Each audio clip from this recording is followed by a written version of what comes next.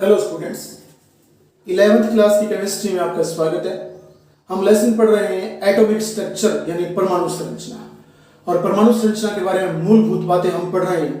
और हम इसमें पढ़ रहे थे कक्षकों में इलेक्ट्रॉन भरने के नियम। और इलेक्ट्रॉन भरने के नियमों में हमने ऑफ बोर नियम शुरू किया। और ऑफ बोर नियम के अंतर्गत कई नियम आते हैं। उनमें से एक नियम N+L का नियम हम पूरा कर चुके हैं। और आज दूसरे नियम की बारी है। तो हमारा आज का दूसरा नियम है हुंड का अधिकतम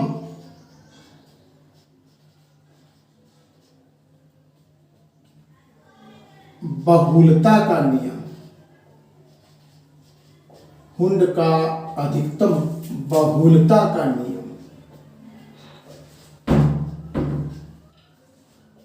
अधिकतम बहुलता का नियम। तो याद रखना, ये इसे बोलते हैं Hund's rule of maximum multiplicity. Maximum multiplicity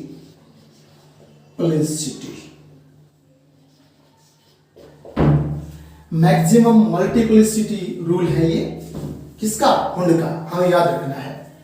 तो इस नियम के अंतर्गत होता क्या है कि परमाणु के जो कक्षक हैं उनमें इलेक्ट्रॉन भरते समय पहले तो एक एक इलेक्ट्रॉन भरा जाता है, उसके बाद उनका युग्मन शुरू करते हैं। ये छोटी सी बात आपको याद रखनी है। तो जैसे मैं बताऊं आपको, परमाणु के कक्षक पहले मैं बोलूंगा डीजेनरेट कक्षक, समभ्रंश कक्षक। याद रखना, एक वर्ड आता है समभ्रंश कक्षक। समभ्रंश कक्षक हम उनको बोलते हैं, इसे कहते हैं डीजेनरेट ऑर्बिटल। ये डीजेनरेट ऑर्बिटल्स होते हैं। तो डीजेनरेट ऑर्बिटल्स यानी समभ्रंश कक्षक जिनकी ऊर्जा समान हो, वे कक्षक जिनकी ऊर्जा समान हो तो उन्हें समभ्रंश कक्षक कहते हैं। जैसे मैं बताऊं आपको, पी कक्षक है तो याद रखना, पी के 3 बॉक्स होते हैं। पी के 3 बॉक्स, 3 में बीच वाला तो पी जेड कहलाता है। इनका निरूपण किया गया है तो बीच वाला पी जेड कहलाता है। ये बाहर वाला पी एक्स बोल दो तो ये पी वाई हो जाएगा, या फिर इसको पी वाई बोल दो तो ये पी एक्स हो जाएगा। लेकिन बीच वाला तो पी जेड होता है। तो ये पी कक्षक है और पी को एक्स वाई जेड तीनों अक्षों में निरूपित किया गया है, तो इसे P X P Z P Y बोलते हैं। एक्स और वाई वाला आप चेंज कर सकते हो, लेकिन पी जेड तो बीचों बीच वाला हमेशा फिक्स रहेगा। तो ये आपस में तीनों कक्षक हैं, इनकी ऊर्जा समान है, तो ये तीनों डीजेनरेट ऑर्बिटल है, तीनों समभ्रंश कक्षक है। इसी प्रकार आप याद रखना, जैसे डी की बात करूं तो डी में 5 होते हैं। डी में कितने होते हैं? 5 होते हैं। तो आप याद रखना, बीच वाला जो है वो डी जेड स्क्वायर होता है। बीच वाला यानी बाएं से तीसरा, बीच वाला बोलना, बाएं से तीसरा, वो डी जेड स्क्वायर होता है। और अगर आप पहले वाले को डी एक्स डैश वाई बोलते हो, डी एक्स डैश वाई बोलते हो, तो लास्ट वाले को आप D X square dash Y square बोल देना। यानी यहां मैंने सिंगल लिखा है, यहां मैंने स्क्वायर किया है, तो ये वाला यहां भी लिखा जा सकता है पहले वाले में, और पहले वाला अंतिम में लिखा जा सकता है। लेकिन बीच वाला डी जेड स्क्वायर तो फिक्स है, तीसरे नंबर वाला होगा हमेशा। अब 2 और बच गए, 2 और बच गए। उनको एक को आप डी और एक्स जेड लिख दो, तो दूसरे को आप डी वाई जेड लिख दो। ठीक है ना? एक को डी एक्स जेड तो एक को डी वाई जेड कर देना। ठीक है ना? इस प्रकार से। तो ये 5 हो गए। अब इन 5 को मैं बोलूंगा कि इनकी ऊर्जा समान है। इनकी ऊर्जा समान है तो इन्हें बोलूंगा मैं समभ्रंश कक्षक, डीजेनरेट कक्षक। ठीक है ना? तो आप याद रखना। इसी प्रकार एफ में होता है, एफ में 7 होते हैं, लेकिन एफ में निरूपण नहीं किया गया है। एफ में यूं लिखा जाता है कि इनकी आकृति जटिल होती है, तो वहां ऐसा निरूपण नहीं किया गया है एफ में, लेकिन पी और डी में निरूपण किया गया है इनका। और ये डीजेनरेट ऑर्बिटल्स होते हैं, समभ्रंश कक्षक होते हैं। तो वे कक्षक जिनकी ऊर्जाएं बराबर होती हैं, ऊर्जाएं समान होती हैं, उन्हें समभ्रंश कक्षक कहा जाता है। और समभ्रंश कक्षकों में इलेक्ट्रॉन भरते समय पहले एक एक इलेक्ट्रॉन भरा जाता है, उसके बाद इसका युग्मन किया जाता है। फॉर एग्जाम्पल, जैसे मैं आपको यूं बताऊं, जैसे मान लीजिए हमें आपके डी में 7 इलेक्ट्रॉन भरने हो। डी में कितने भरने हो? 7 इलेक्ट्रॉन।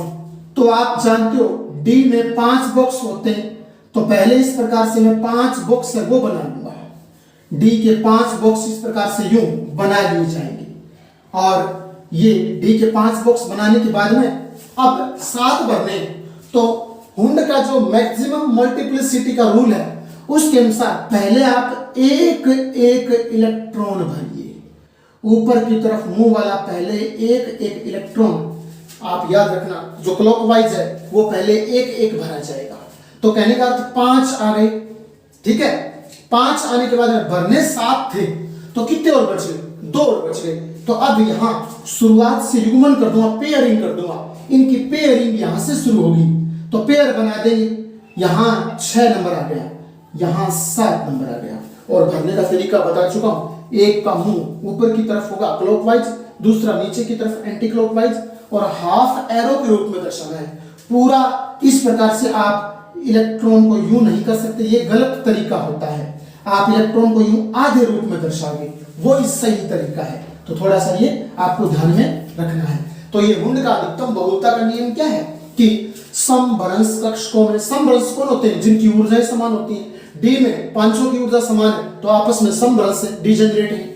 और पी में तीनों की ऊर्जाएं समान है तो आपस में डीजेनरेट है। तो समभ्रंश कक्षकों में इलेक्ट्रॉन भरते समय पहले एक एक इलेक्ट्रॉन भरा जाता है, उसके बाद उनका युग्मन किया जाता है। ये हुंड का अधिकतम बहुलता का नियम है जो आपको याद रखना है। और इस नियम के बेस पर और कई प्रश्न पूछे गए हैं जिनमें निरूपण भी किया गया है। आप जैसे बताना, मैं एक यहाँ तरीका प्रदर्शित कर रहा हूं आपके सामने इस नियम पर पूछे जाने वाले प्रश्नों के आधार पर कि इस नियम में कैसे प्रश्न पूछे जाते हैं। जैसे मैं लिख रहा हूं, आप मेरे को बताना कि निम्न में से और हुंड की अधिकतम बहुलता के नियम का पालन नहीं करने वाला समभ्रंश कक्षक का युग्म है। तो समभ्रंश कक्षक बताने जो हुंड के नियम का पालन नहीं करते हैं। जैसे मैं ए में यूं बोल,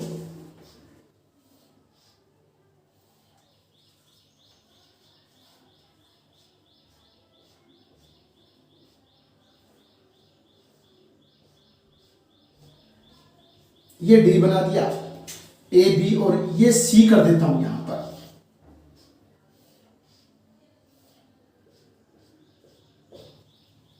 और यहां डी कर देता हूं आपके सामने 5 बना करके। मान लीजिए इसमें मैं इस प्रकार से, और मान लीजिए सारे हमें, चलो D7 ही कर लेते हैं, डी में 7 ही बढ़ते हैं हमें, ठीक है।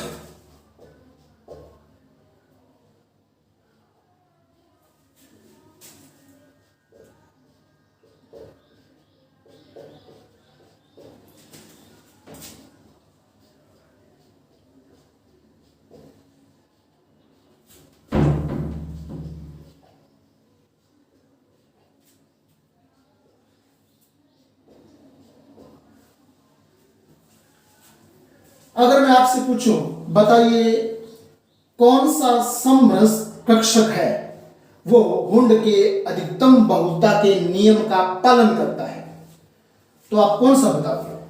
यहां देखिए, और भरने 7 ही थे, मैं मान लेता हूं D7 विन्यास इनमें पूरा करना है। तो D7 में पहले एक एक तो भरा, लेकिन युग्मन हमने पेयरिंग उल्टे तरीके से कर दी, तो ये फिर सही नहीं है। यहां पहले एक एक भरा ही नहीं, पहले सारों में एक एक भरते, या तो मैंने खाली छोड़ दिया, पहले एक एक भरा ही नहीं और पहले युग्मन कर दिया, तो ये भी सही नहीं हो सकता।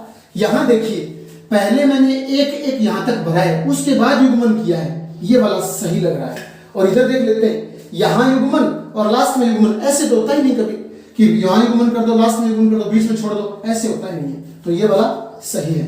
इस प्रकार से निरूपण एक एग्जाम में पूछा गया है, आप थोड़ा सा इसमें ध्यान में रखना। ये गुण की अधिकतम बहुलता का नियम था। हमारा अगला नियम है पाउली का अपवर्जन नियम, यानी पाउलीज एक्सक्लूजन रूल। प्रिंसिपल बोल दो यहां पर, तो पाउलीज एक्सक्लूजन प्रिंसिपल। तो पाउली का एक्सक्लूजन जो प्रिंसिपल है वो देखिए।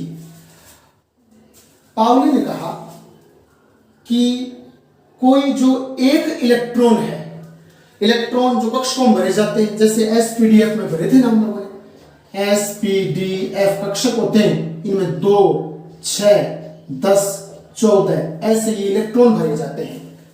तो जैसे एस में 2 इलेक्ट्रॉन भरे हैं, तो इन 2 इलेक्ट्रॉन में से एक इलेक्ट्रॉन, कोई सा इलेक्ट्रॉन, इसकी बात कर लेता हूं। जैसे एस में ये इस प्रकार का ये बॉक्स होता है और इसमें 2 इलेक्ट्रॉन, पहले ऊपर की तरफ मुंह वाला और दूसरा ऐसे होता है। मैं 2 इलेक्ट्रॉन, एक बायां और एक दायां, तो कोई सा एक इलेक्ट्रॉन ले लेता हूं। जैसे मैं पहले ये जो लेफ्ट साइड वाला है ये ले लेता हूं, जो लेफ्ट वाला इलेक्ट्रॉन है इसकी बात कर लेता हूं। तो पाउली कहता है कोई परमाणु के कोश में जो इलेक्ट्रॉन भरे हैं और उन इलेक्ट्रॉन में से कोई एक इलेक्ट्रॉन, कोई चुन लीजिए, कोई एक इलेक्ट्रॉन के लिए 4 क्वांटम संख्याओं में से प्रथम 3 क्वांटम संख्याओं के मान तो समान हो सकते हैं। मैं कह रहा हूं क्वांटम संख्याओं के मान समान हो सकते हैं, समान होते हैं ये नहीं कह रहा हूं। 4 क्वांटम संख्याओं में से 3 क्वांटम संख्याओं के मान तो समान हो सकते हैं किसी एक इलेक्ट्रॉन के लिए, कि परमाणु के कक्षकों में भरे हुए इलेक्ट्रॉनों में से किसी एक इलेक्ट्रॉन के लिए और 4 क्वांटम संख्याएं होती हैं, उन 4 क्वांटम संख्याओं में से प्रथम 3 क्वांटम संख्याएं जो होती हैं उनके मान तो किसी एक इलेक्ट्रॉन के लिए समान हो सकते हैं, परंतु चौथी क्वांटम संख्या है उसका मान अवश्य ही भिन्न होता है। कि किसी इलेक्ट्रॉन के लिए प्रथम 3 क्वांटम संख्याओं के मान तो समान हो सकते हैं, परंतु चौथी क्वांटम संख्या का मान अवश्य ही भिन्न होता है, जिसे पाउली का एक्सक्लूजन प्रिंसिपल बोलते हैं, पाउली का अपवर्जन नियम बोलते हैं। तो आप ध्यान देना, 4 क्वांटम संख्याएं होती है, वो मैं क्रमबद्ध रूप में लिख रहा हूं, ठीक है ना। और क्वांटम संख्याएं हम जस्ट अभी पढ़ने वाले हैं, पढ़ेंगे। मुख्य क्वांटम संख्या, उसके बाद में द्विगंशी क्वांटम संख्या, द्विगंशी क्वांटम संख्या, उसके बाद में चुंबकीय क्वांटम संख्या, चुंबकीय क्वांटम संख्या, उसके बाद में चक्रण क्वांटम संख्या, चक्रण क्वांटम संख्या।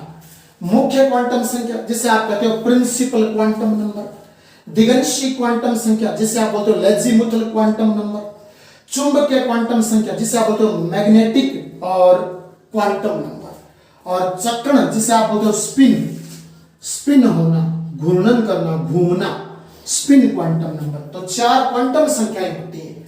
तो हमें पाउली के अपवर्जन में पहले तो इतना याद रखना है कि पाउली ने कहा कि किसी इलेक्ट्रॉन के लिए 4 क्वांटम संख्याएं होती हैं, हर इलेक्ट्रॉन के लिए 4 क्वांटम संख्याएं होती हैं, हमें याद रखना है।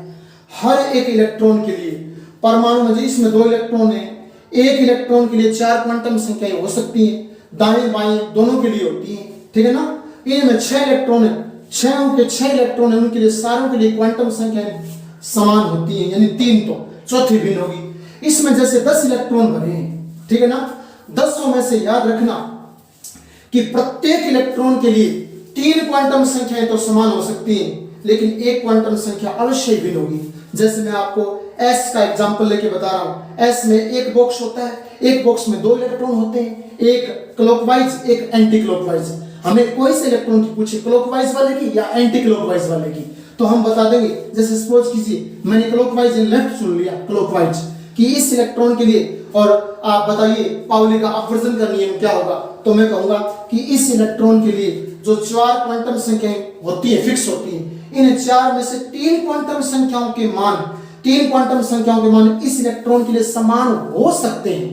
मैं कह रहा हूं समान हो सकते हैं, होते नहीं है, समान हो सकते हैं, परंतु चौथी क्वांटम संख्या का मान अवश्य भिन्न होता है। इन तीनों के मान तो इस एक इलेक्ट्रॉन के लिए इन तीनों क्वांटम संख्याओं के मान समान हो सकते हैं, लेकिन चौथी क्वांटम संख्या है उसका मान अवश्य भिन्न होता है। और मैं इसको एग्जाम्पल के रूप में, और अभी क्वांटम संख्याएं शुरू करेंगे, उनमें ये बात विस्तार से आपको समझा दी जाएगी। यहां नियम में समझ नहीं आएगी, लेकिन वहां में इन क्वांटम संख्याओं के मान निकालना बताऊंगा प्रत्येक इलेक्ट्रॉन के लिए। प्रत्येक इलेक्ट्रॉन के लिए हम क्वांटम संख्याओं के मान ज्ञात करेंगे। तो अभी हमारा टॉपिक आएगा क्वांटम संख्याएं, वहां हम सारी जो व्याख्या है वो विस्तार से पढ़ेंगे। तो अब आप पाउली का अपवर्जन नियम है वो याद रखिए। वो नियम क्या है कि परमाणु के कोषों में उपस्थित किसी एक इलेक्ट्रॉन के लिए चार क्वांटम संख्याओं में से प्रथम तीन क्वांटम संख्याओं के मान तो उस इलेक्ट्रॉन के लिए समान हो सकते हैं, परंतु चौथी क्वांटम संख्या का मान अवश्य ही उस इलेक्ट्रॉन के लिए भिन्न होता है, जिसे पाउली का अपवर्जन नियम या पाउलीज एक्सक्लूजन प्रिंसिपल कहा जाता है। कक्षकों में इलेक्ट्रॉन भरने के नियम हम पढ़ रहे हैं, और उन नियमों में हम n+l का नियम पढ़ चुके हैं, और हुंड का अधिकतम बहुलता का नियम पढ़ चुके हैं। हुंड का अधिकतम बहुलता का नियम ये भी हमने पूरा कर लिया है। और उसके बाद में पाउली का अपवर्जन नियम, पाउली का अपवर्जन नियम, अपवर्जन नियम। तो ये हम तीन नियम जो कक्षकों में इलेक्ट्रॉन भरने के नियम हैं वो हम पूरे कर चुके हैं। अब हमारा चौथा नियम आता है अर्धपूरित और पूर्ण पूरित। अर्धपूरित एवं पूर्ण पूरित कक्षकों का स्थायित्व, कक्षकों का स्थायित्व है। तो अब हमारा ये नियम हम पढ़ेंगे। इस नियम के अंतर्गत देखिए, ये कहा जाता है कि एसपीडी, आप जो कक्षर लिखते हो एसपीडीएफ कक्षर लिखते हो आप इस प्रकार से, इनमें अधिकतम इलेक्ट्रॉन आते हैं 2, 6, 10 और 14। एसपीडीएफ में 2, 6, 10, 14 अधिकतम इलेक्ट्रॉन आते हैं। लेकिन मैं इनका आधा कर दूं तो एस में बन जाएगा 1, पी में बन जाएगा 3, डी में बन जाएगा 5, एफ में बन जाएगा 7। तो ये ऊपर वाला है जिसमें अधिकतम इलेक्ट्रॉन आते हैं, उनको तो बोलते हैं पूर्ण पूरित कक्षक, और 10 का आधे हो जाए उनको बोलते हैं अर्धपूरित कक्षक। तो ये पूर्ण पूरित विन्यास हो गया, ये अर्धपूरित विन्यास हो गया। अगर किसी तत्व में आपको ऐसा विन्यास देखने को मिलता है, कौन सा, पूर्ण पूरित वाला अथवा फिर अर्धपूरित वाला, तो ऐसा तत्व किसी अन्य तत्व की तुलना में अधिक स्थायी होगा। तो मैं दूसरे शब्दों में यूं बोलूं कि जब किसी तत्व का इलेक्ट्रॉनिक विन्यास लिखा जाता है और इलेक्ट्रॉनिक विन्यास में यदि उसका पूर्ण पूरित विन्यास अथवा अर्धपूरित विन्यास प्राप्त होता है, तो ऐसा विन्यास किसी अन्य विन्यास की तुलना में अधिक स्थायी होता है। और मैं अगर आपको एग्जांपल देके समझाऊं तो आप यूं देखिए, जैसे एल्यूमिनियम है, एल्यूमिनियम आवर्त सारणी में 13 नंबर पर आता है। 13 नंबर पर आता है तो इसका परमाणु क्रमांक 13 होने के कारण इसमें इलेक्ट्रॉन 13 होते हैं, और 13 इलेक्ट्रॉन है तो हम यहाँ विन्यास लिखेंगे तो इस प्रकार बनेगा 1s2 2s2 2p6 और 3p3। क्यों, 13 इलेक्ट्रॉन थे तो मुझे ऊपर 13 इलेक्ट्रॉन पूरे करने हैं।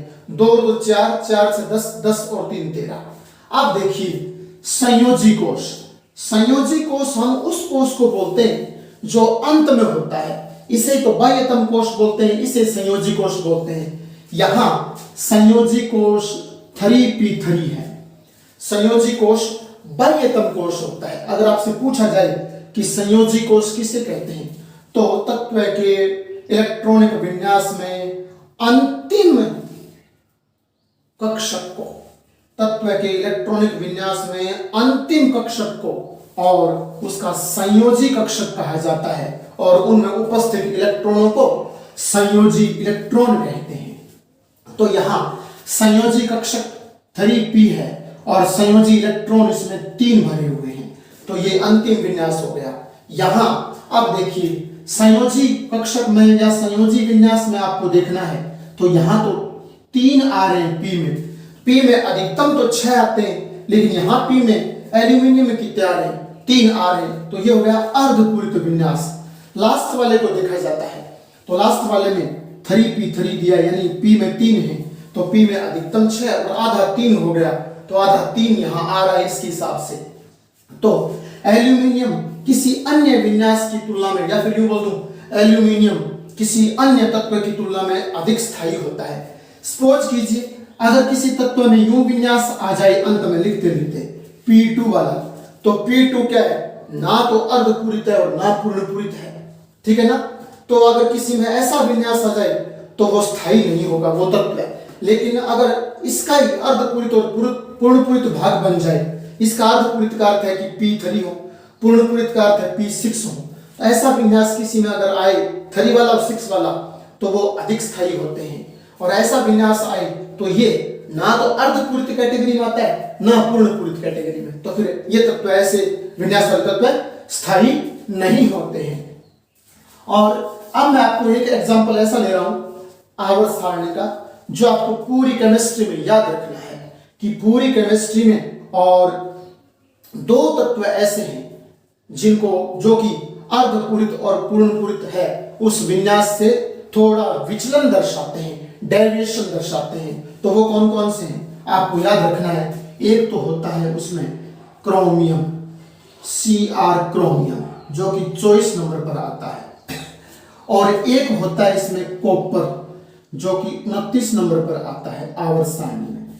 ये तत्वों के जो परमाणु क्रमांक हैं और तत्व हैं, वो अभी हम अगले चैप्टर में आवर्त सारणी वाले में वहां मैं आपको बताऊंगा, और वहां याद करने का तरीका बताऊंगा कि आप तत्वों को कैसे याद करोगे, कैसे इनके परमाणु क्रमांक याद करोगे। एक बार तो आप यहां याद रख लीजिए कि पूरी आवर्त सारणी में कॉपर और क्रोमियम, या क्रोमियम और कॉपर, ऐसे 2 तत्व हैं, ऐसे 2 एलिमेंट हैं जो कि आपके अर्धपूरित और पूर्णपूरित कक्षकों के स्थायित्व का जो विन्यास है, उस विन्यास से ये विचलन दर्शाते हैं। अर्थात जो इलेक्ट्रॉन भरने के नियम है, उन नियमों का ये पालन नहीं करते, आप यूं बोलिएगा। तो यहां क्रोमियम का विन्यास पहले हम लिख रहे हैं।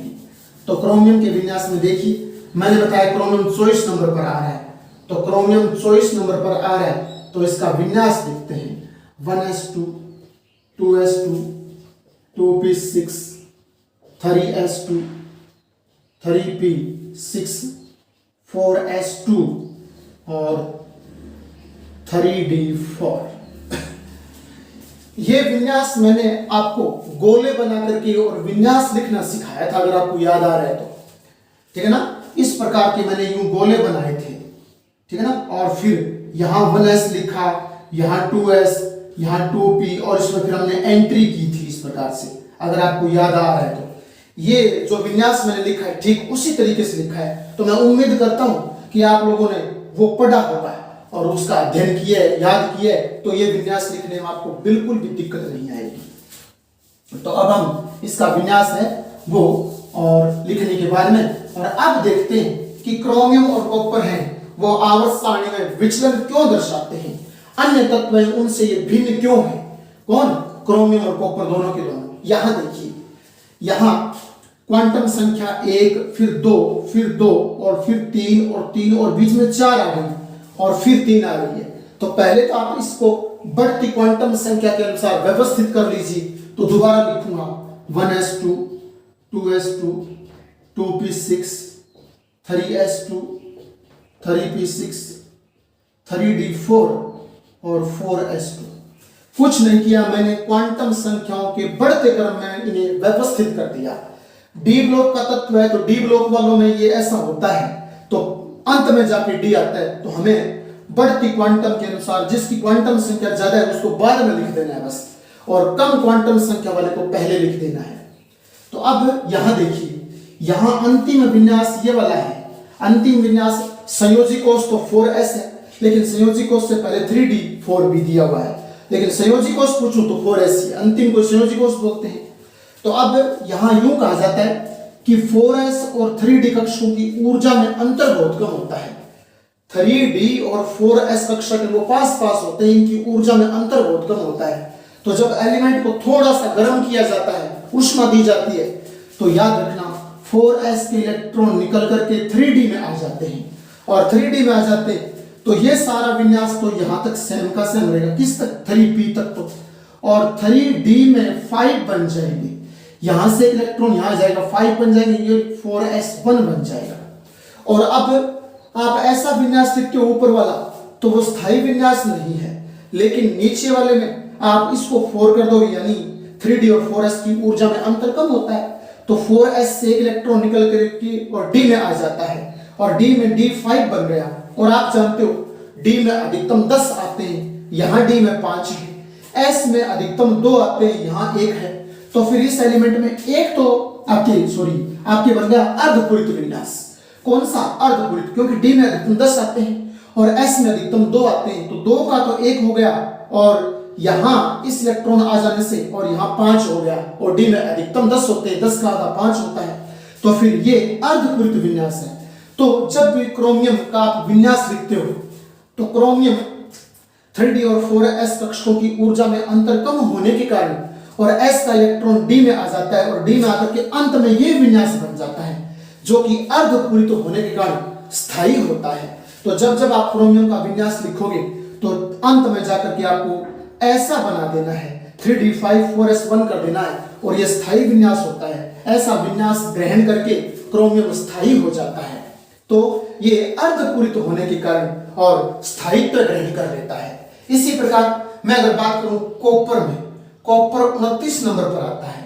कितने नंबर पर, 29 नंबर पर आता है। मैं अगर कॉपर का विन्यास लिखूं तो कॉपर का विन्यास होगा 1s2 2s2 2p6 3s2 3p6 4s2 और 3d9 4s2 3d9, ये आपके कॉपर का विन्यास है। किसका, कॉपर का विन्यास है।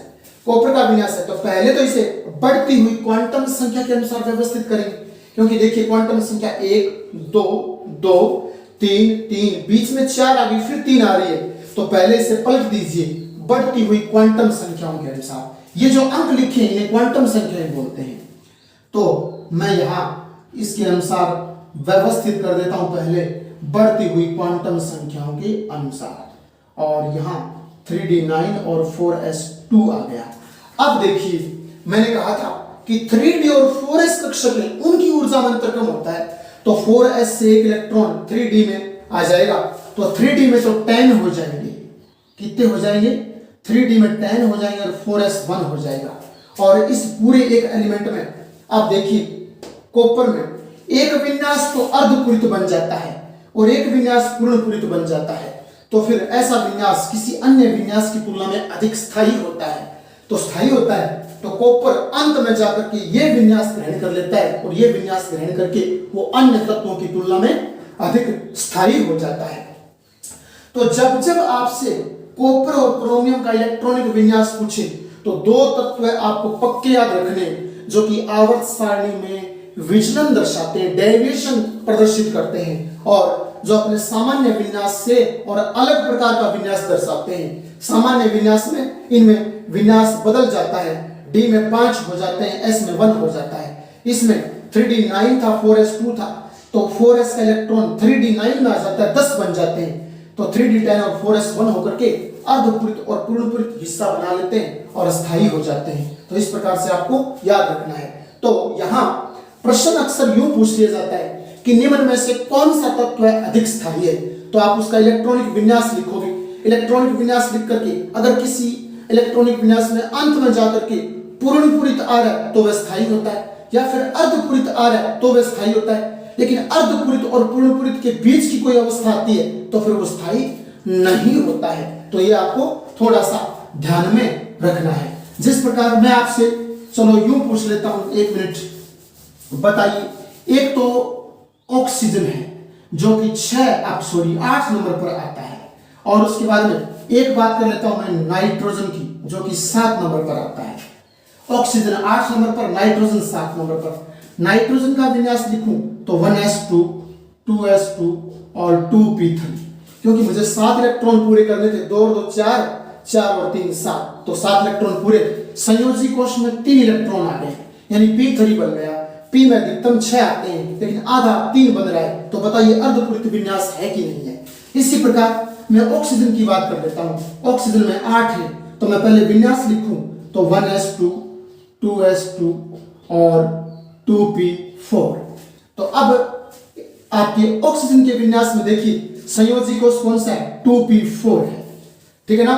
8 इलेक्ट्रॉन अपने को पूरे करने थे, तो 2 और 2 4, 4 4 8, तो संयोजी कोश में कितने 2p4 आया। तो 2p4 आया, 2p4 आने से ना तो ये अर्धपूरित है ना ये पूर्णपूरित है, यानी ना तो ये हाफ फिल्ड है ना कंप्लीटली फिल्ड है, तो फिर इस कंडीशन में ये स्थायी नहीं होगा।